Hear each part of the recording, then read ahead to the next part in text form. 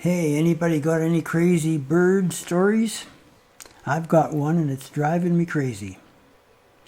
I know it'll be outside our window waking us up shortly after 5 tomorrow morning.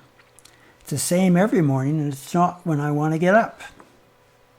Constant pecking with the wings flapping. After a few days I decided to set up a time-lapse camera and see what was going on. Set for the better part of a frame each minute. Nothing happened. It had escaped the lens.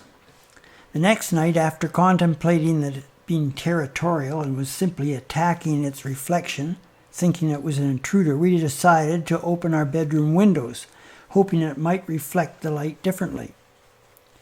But like clockwork, it was back again as the sun was coming up. Not wanting to give up, I dragged out our scarecrow from our Halloween collection and set it up to guard the site. But to no avail.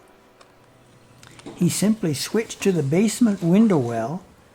He's not trapped, and he flies in and out, and I'm sure enjoys the fact that the shape of the well produced a much deeper and louder sound. Come on. Any suggestions for my next plan of attack?